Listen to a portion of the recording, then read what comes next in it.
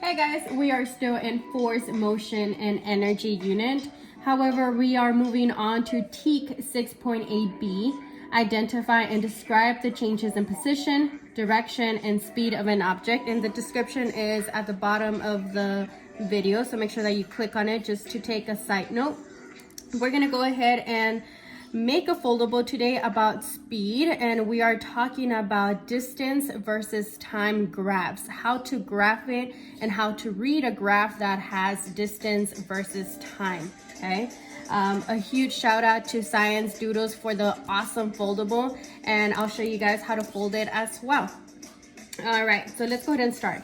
An object in motion has speed, right? If I'm in motion, I have some kind of speed. Speed describes the rate of movement or how fast that moves across a distance over a set amount of time.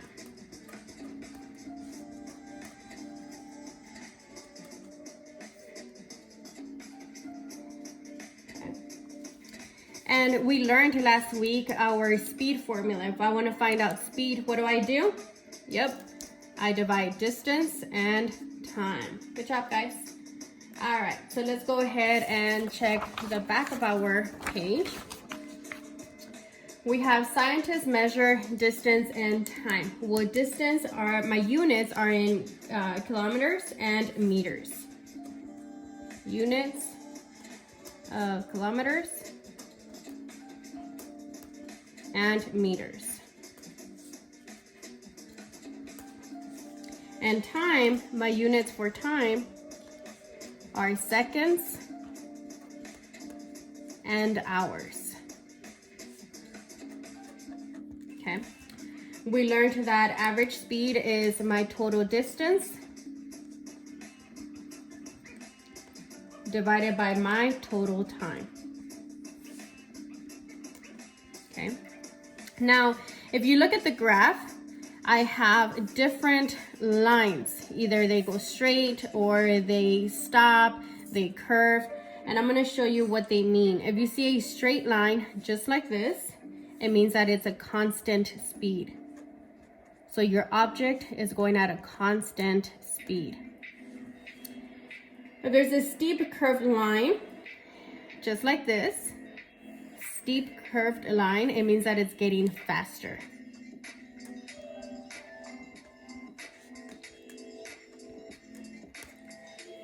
And then a line that changes. Well, why is it going to change? Because you're going to change speed or direction.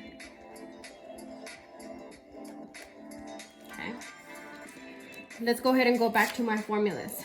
Okay, remember your triangle. If you don't remember your formulas by memory, draw your triangle.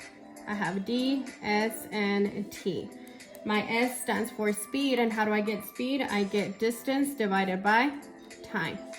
How do I get time? I divide distance divided by speed. And how do I get distance? I multiply speed times time. Now, in my graph, I gotta make sure that I label each side, okay? Well, I have at the bottom, these are seconds, so I can label it time. Time in seconds. What about this side? I have 25 m. I know that that's gonna be my distance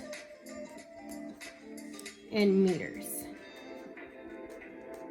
Okay, I'm gonna give you about 10 seconds to go ahead and look at the lines. Okay, so it says fast, constant speed, and it's a line straight.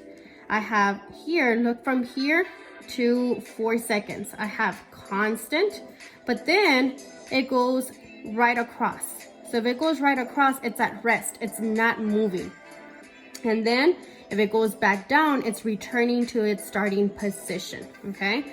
So let's just pretend that I am going at a constant rate on the freeway, and then there's traffic, so I'm exactly at a stop. So I'm not moving, I'm at rest. And then I decide to go back home because I am really frustrated with the freeway and the traffic. So I'm gonna return to my starting position, okay? Don't forget to go ahead and plug in your X and your Y axis.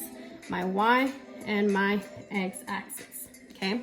The steeper the slope, the faster the speed.